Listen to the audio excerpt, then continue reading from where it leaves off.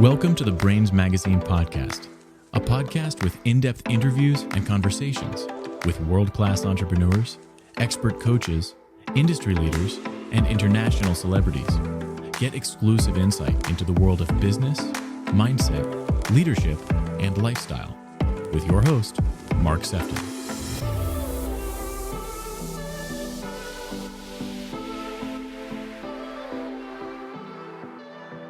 I want to welcome you to the next episode of the Brainz Magazine podcast. And today we are speaking with Christina L. Woods. Christina is a coach. She's also a hypnotherapist and a healer. Christina, how are you today? I'm doing great. Thanks for having me. Yes, and while some people won't be able to see, because obviously majority of these podcasts are audio only, though we do occasionally show some video content through our social media channels. We're both in green, and we didn't plan that, did we? No, we didn't. Oh, so good. So, I can't believe it. We're on the cusp of April. Can you believe that? I can't. I still think, okay, have I hit my goals yet? Am I on stride here? It's feels like it was January yesterday. Yeah, I must admit, I always find that January to March goes pretty quick. I've felt that for quite a while, but I can't believe like March has just like flown by, and it's just wild, how life does that, especially when I guess when you're really intentional about the way that you're showing up every day. Like the days kind of amalgamate into one big, I don't know, crazy. Yeah, you're right about the intention and spring equinox, and now it's eclipse season. I mean, all those things are a big deal to me. So setting intentions and not looking too far ahead and being present and Yeah, because I think sometimes, especially a few years back, it was always people always saying about what's your 5-year plan, and for me, I always really see the success of my own progression. Christina is always been in the 12-month intentions. Do you find that? I think while it's important to kind of have vision for the future, I always feel like the magic really happens in the not too far away. mm-hmm. Yeah, absolutely. And so often we can be, you know, looking for so far ahead that we're not even really in the present moment, thinking about what's going on right now in the present. So even when we look at a 12-month plan, it's like, what are we feeling right now? What are we going through right now? What actions are we taking right now, today? What are we feeling? Because so often we're stuck in a loop of the past. So even when you're looking at 12 months, like even checking in today, what are we feeling today? Because so often we're just still repeating the past. So really checking in and saying, all right, what are we feeling today? Are we repeating the past, or are we really intentional about making sure we're not in a loop? And are we really trying to reframe something to move forward and, and make the next 12 months, 5 months, 3 months different? Absolutely. And I'm always banging the drum about like healing, owning your own healing, working through your own trauma. And it's interesting how I love goals and I love having a plan. But then I also know that when you work on yourself, you actually, the byproduct of growth and that healing journey, actually, you grow so big that you naturally hit these goals that you once strived for because it's a byproduct of that inner work. Yeah. If you're not feeling it, one of the things that, I have a funny story is, if you're not feeling it, it's not going to happen. And we all hear that, right? About manifestation and feel it before it happens. And sometimes when you want something or when you have a lofty goal, it's like, I want to make more money, or I want that thing, or I want that car, or I want that thing in my business to happen. It can be really hard to feel it if we've never had it happen before. And, we are familiar with something, so we keep feeling it. But one of the things that, I think of a moment when I was I live in California, so Disneyland is right around the corner. And when I was very young, I was a dancer. And I remember a girlfriend dragged me. She said, come on, we're going to go try out to be a dancer at Disneyland. And I was absolutely petrified. She was this ballerina since she was a little girl. And I had just started dancing when I was 12. And so we go, and I felt like a complete imposter. And when we got there were hundreds of people auditioning for dancing. And what happened was, I basically went to just help her audition. But when I got there, I thought, wow, I'm actually feeling this. Like I'm actually pretty good. And I start feeling like, wait, I got a chance. And as the audition kept going and going and going, and people start getting cut, I was like, wait, I actually really want this thing. I'm feeling it. I got a chance. And before I knew it, I made it, and I worked there, and I danced for 3 years. I had no intention of doing this thing, but I started feeling it. And I look back at that and I thought, wow, I actually manifested something that I had to have no intention. I love dancing, but my little small mind at the time thought I wasn't good enough to be a dancer. But I think about that because once I started feeling it, it literally happened and fell right there. I was certain at that point. So when we start to feel things, you're right. We've got to, remembering your future is no different than remembering your past. We've got to feel it. And if we can remember our past, we can remember our future. We just have to feel really certain and feel it and overcome the old stories that we have. Definitely. Right, let's have a little deeper look inside Christina Wood, shall we? So, what I want to know, why are you called the Boundaries Queen? So I grew up. So when I was the oldest of four, and I had this Italian mother, single mother, and the way I was raised was self-care, taking care of yourself. That was nothing, nothing on the radar. It was take care of your family, take care of everybody else. And I grew up really learning very quickly that perfectionism, being an overachiever, doing all the right things, I that was the way that I got lots of attention, and my world became, fairly easy for me.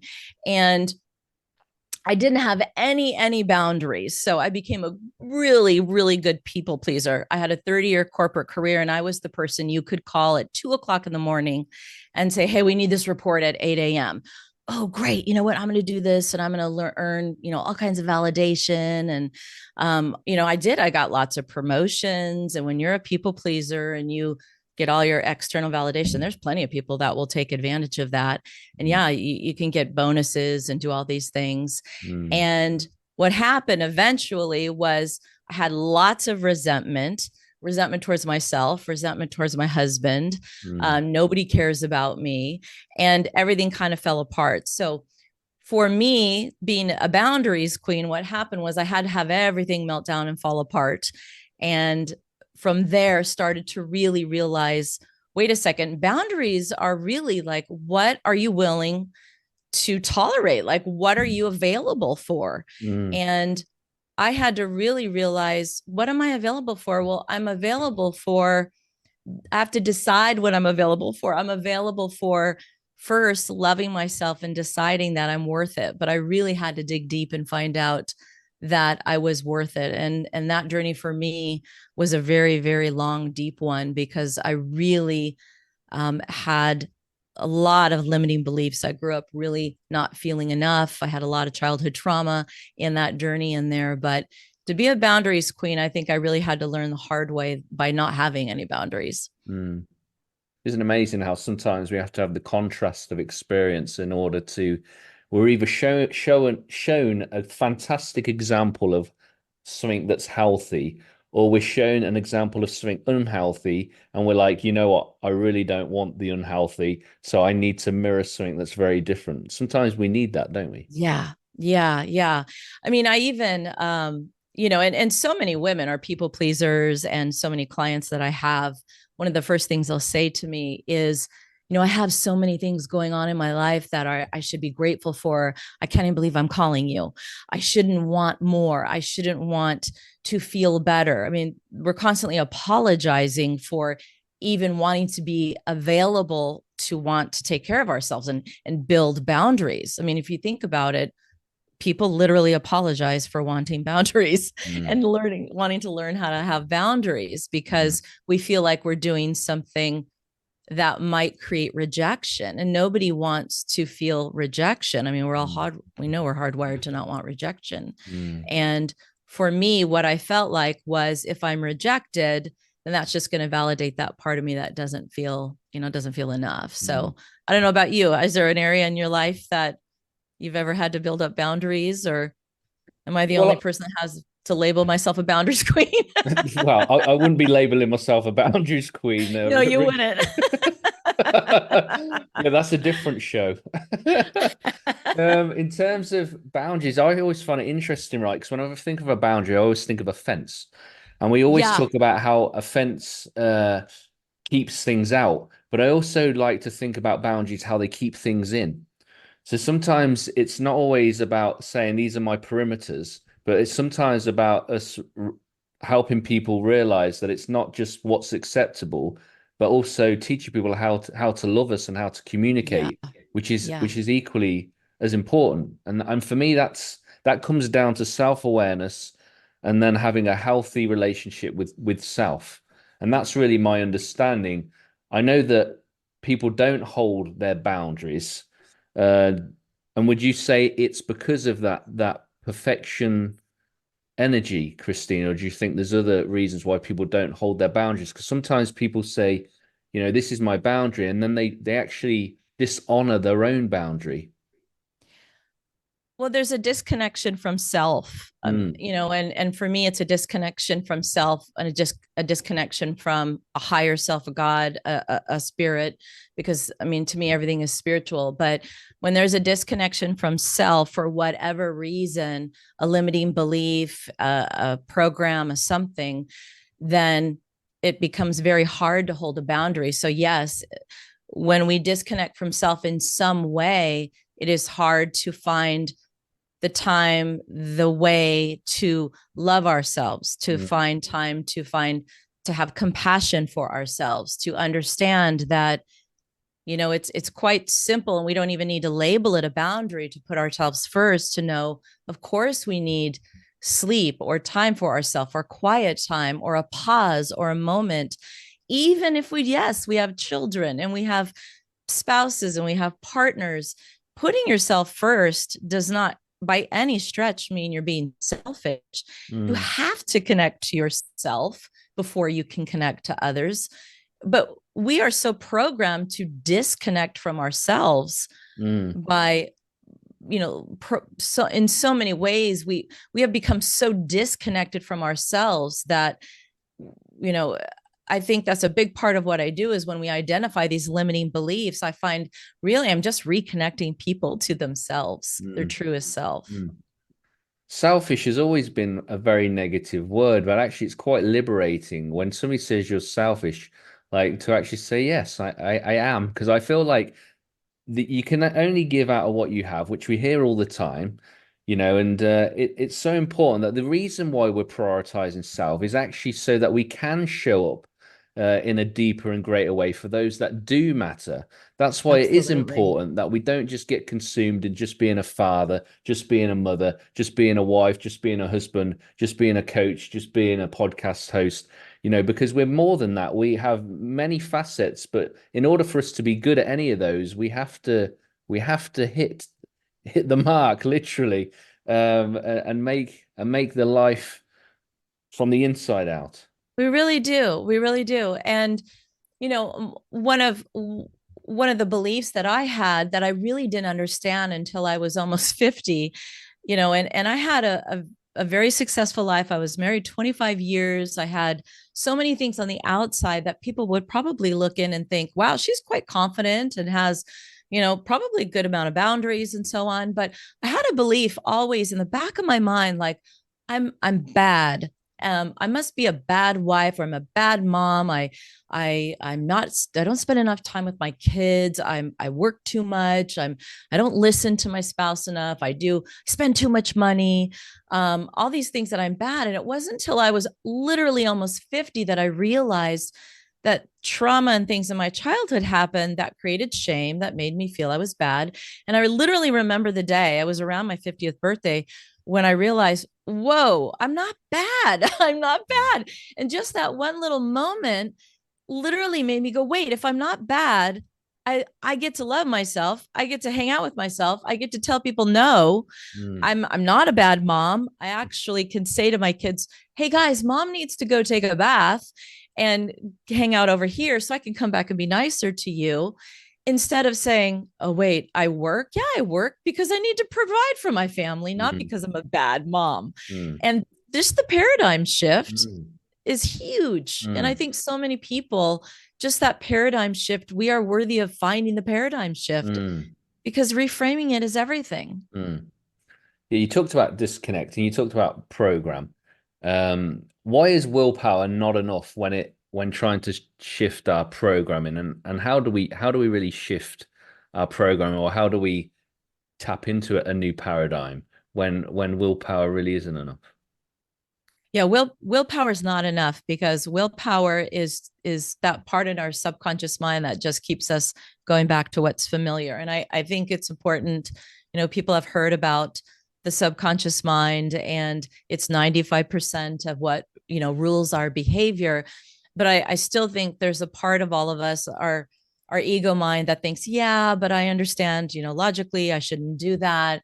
And so we feel like we're, just saboteurs, or don't have enough willpower. We don't exercise, or we're just, bad eaters or whatnot. And so willpower is not enough, because that program, our mind, it's a cellular memory.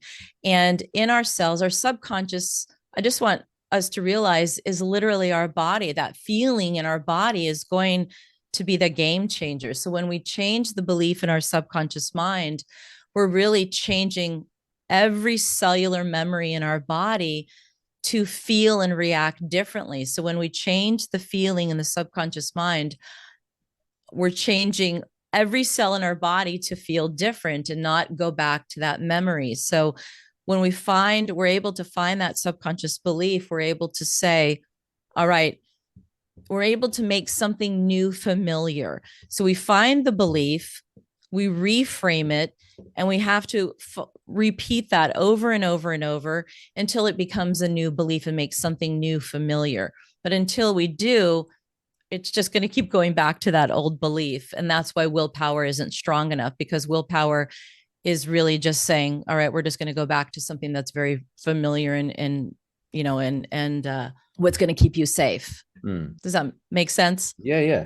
So you were talking about making something like familiar, something new, and that repetition. Is that what's going to create, new neural pathways for us to be able to react differently?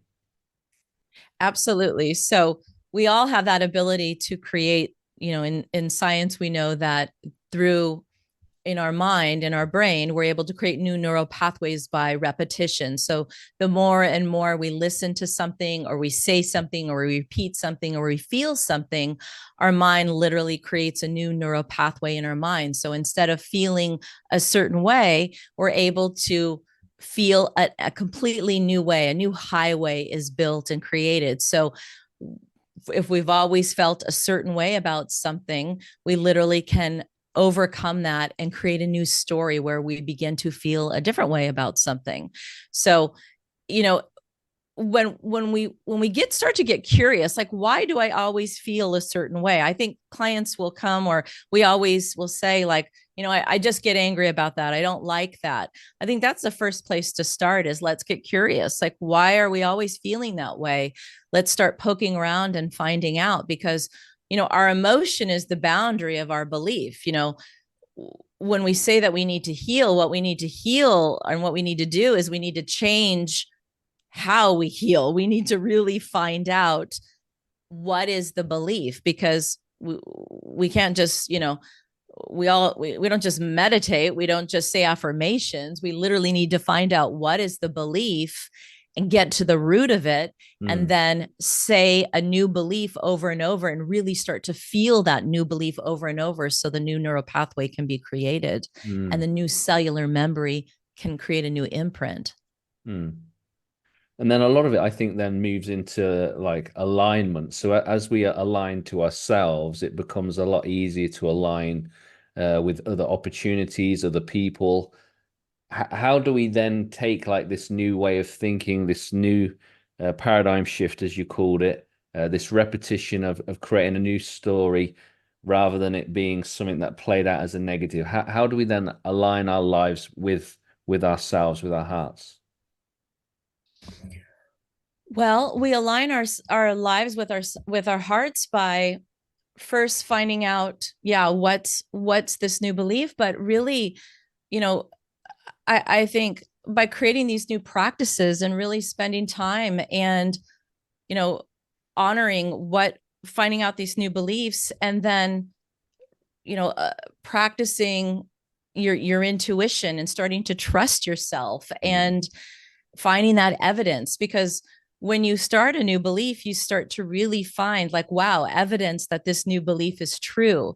And one of the things that's so incredibly powerful is recognizing and spending the time to journal and take note of the new evidence that we find. Because, we get to find evidence, whatever's going to validate our strongest belief. So, taking moments to pause and say, what's going on in my life. And one of my favorite practices is journaling. And so many times people say, I don't want to, take the time to journal, but the power of journaling is so incredible. Even the simple journal prompt, I feel, Mark feel, I Christina feel, because just starts you to drop into how are you feeling in that moment, and allows you to say, well, is that the truth? Or, our feelings, of course, are our feelings. And sometimes we just need to move through our feelings, but allows you to say, wait, is that even the truth? Or I feel that way because I feel that way just like when, oh, wait, that feels just like when, when I was 5, when I was 10, when I was 20. Okay, hold on. That's an old loop. I know how to reframe this. I know how to move forward with this. But, I think we've become so programmed not to even listen to our own voice and our own intuition. So aligning with ourselves means we've got to slow down and stop and get quiet. And journaling, finding time to get quiet, whether that's meditating, moving your body, getting outside. How do you speak to yourself? One of the practices that I love is when I can't align with myself is, what am I trying to feel? I'll say, wait a second, when in the last 24 hours have I felt love, or have I felt confidence? Because if I can't grab it and find it, I know in my body, in my cells, in my heart, I have felt it before. You have felt it before. And if we have found it before and felt it before, we can feel it again. And just dropping into that feeling again, then if we can feel it again, then we can say, okay, hold on, I felt that before, I can feel it again. And a lot of times it's a memory with an animal or a child or a walk outside. It's not this big, explosive moment, but a simple memory. And then think about that problem or that issue in life, and you've reframed all your cells to be in alignment, and then you can tackle life again. Love it. There's a lot of people that are overwhelmed. I always think about like a single parent, high pressured job and trying to fit it all in. Like, what is it that you would say, or what is it that you would do with a client that is in that situation where they just feel completely stretched? They're doing the best that they can, but really acknowledging that maybe it isn't enough. I have that often. And normally when we're feeling overwhelmed, first of all, take a deep breath. And very often, in our minds, we usually have we have many parts within us. And I like to point out, we have many parts inside of us, and they don't make up all of us. We all have these different parts, but whenever we're trying to achieve something, it's typically because there's two opposing parts within us. And for example, if you're trying to achieve something at work and you're feeling overwhelmed, it's typically, find out the opposing parts. I know oftentimes we have the Easter holiday coming up here. I have, 35 people coming over. I have also a big project coming up here at work. Well, if I try to do the project at work, but I also am trying to host a big party here. I've got, the host on my mind. I want to be a good host. I want to be a good mom. I want to be all these things. Well, if I bring the mom and the host to my work, I'm not going to do a good job at work because all I want to do is go out there and set tables and make my house look pretty. But if I bring my work to my hosting party, I'm not going to be a very good host, because I'm not going to greet people. I'm not going to be present. I'm not going to be present in the holiday, in the moment with my family, because all I want to do is run upstairs and jump on my laptop and do my project. So we get overwhelmed a lot of times because these two opposing parts, neither one is present. But if you sit down and say, wait a second, I can tell the hostess inside of me to say, wait a second, hostess, you'll be a hostess in an hour. Right now, I'm going to work on my project, or project. You know what? I'm going to be a hostess here, get everything ready. And in an hour, a great way is to make a promise to the part. Like, look, hostess, I promise. Or, hey, mom or dad, you know what? If working right now means I'm not going to be a great dad, then I'm not going to work. But if it means that I get to do this work and actually provide for my family and fulfill myself with this great job, then I'm going to do it. And I'll still be a great dad afterward. So, we try to be all things in all parts, but we have these different parts. These parts have a purpose. They want to be important. And we need to acknowledge all these different parts about us, but we bring them all to the table a lot of times. We need to listen to these parts. Sometimes they're inner children. Sometimes they're the work part of us, the parent part of us, another playful rebel part of us that says, this sucks. I just want to go hang out and go play. We got to listen to that part that maybe we haven't been paying attention to. The key really is to make sure everything has its time and its place, that there isn't something that then, because sometimes I find you may forfeit one area in order for others. It's almost like chicks in a nest, and it's always the noisy one that gets fed the most, right? And job can be really demanding, like, and you can have a demanding boss and colleagues, and they're saying do more, and like your son is just sitting there and he's kind of waiting, or your daughter's waiting. It's kind of like it's difficult to be able to process that. Yeah, it's balance. It's balance. But I think that's why that quiet time is so valuable, and journaling or whatever that thing is for someone, to listen to all these parts and to recognize, in this culture, it's, hey, just, put your head down and work for 8 hours. And then maybe you can, think about your family after that. But maybe taking 15 minutes to listen to that part of you and journal out some things about how you feel. Maybe you feel like you haven't been a good parent, or you want to spend some time and just listening to say, hey, when I'm finished with this, I am going to go and do that thing with my family. And just acknowledging those feelings allows us to make promise to all these important, valuable parts, or that inner child. I think inner child work is so valuable because there are parts of us that need love and attention. And, those are parts that once you tend to them, they really do calm down quite quickly. They feel very validated. Like any child needs to be heard and validated. So do we. And once we do that, they calm down very quickly. And then the overwhelm calms down very quickly. Yeah, I think through the whole core of this podcast with yourself, Christina, very much it all does fall down to the relationship with self. It's really about giving voice and hearing and allowing and being mindful of what means what, and to be comfortable in just observing rather than necessarily swayed, but taking and having that practice of journaling, of knowing what it is I feel and why do I feel this way, and how do I align, and how do I move forward. It's so key, isn't it? The relationship with self. It all stems from how well we make time for ourselves. It really does. And to know that, we have a voice inside, we have our intuition, we have our inner compass for a reason. And we can get so noisy. And when we can just pause and listen to those parts inside of us, this golden intuition is inside, that part of you that really can guide you and really is probably telling you, yeah, go for it.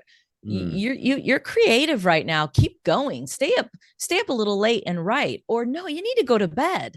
There are times when you need to push a little harder and you're active and it's creative and roll with it. Or no, you need to pause and go outside and just get your body moving. And we just get in like the little robots, like, no, I'm supposed to do this right now or that. But we have intuition, and our body is our subconscious mind, and our body so often is guiding us. But finding out what those programs are and those beliefs that aren't even true are so critical, because I know they led most of my life for very long. And once I found out the truth, my life completely transformed. And I absolutely love helping people find those limiting beliefs, because I think we're worthy of shifting things that aren't true about us. I love that you talk about intuition. It's one of those words that, yeah, just means a lot to me. And actually, I've been kind of really noticing that in the last few podcasts that I've been doing, I've really wanted to allow, before we've ended like the podcast, to allow intuition a chance to speak and to breathe. So Christina, like, before we bring this into land, I'd love to know, is there anything intuitively that you really feel like right now that you want to say that you feel is really poignant and significant? I believe that we have the power to heal ourselves. And what I mean by that is, it doesn't mean we don't need support or help or guidance, but when we're led to the right person or the right method or the book or whatever it might be, we have the power to heal ourselves, meaning our minds, our bodies, our souls can guide us to that right remedy or whatever it might be. And we're so powerful. And so, yeah, I just want people to know that, yes, there's so many outside things that can help us, but we have so many answers inside. And so we're very powerful. It's very true. How do people find out more about you, Christina, and your work? How do they just see what's under the hood? I'm Instagram and my website are the same. So Christina L Woods, and my name is CH. So ChristinaLWoods.com, and on Instagram at Christina.lwoods. Amazing. It's been so great to spend some time with you, Christina. I just love the opportunity to sit with people like you and just have a real honest conversation about things that are really important, where lives are being transformed and changed, and where we can all be a little bit more encouraged. We can continue to heal, because it's always a lifelong journey, isn't it? It really is. Thank you for having me. I'm really grateful. You're welcome. Cheers, Christina. Cheers. Thank you for joining this episode with me, Mark Sefton. I hope you've really enjoyed it. Feel free to leave us a positive review on iTunes, and I look forward to welcoming you back to the next episode of the Brainz Magazine podcast.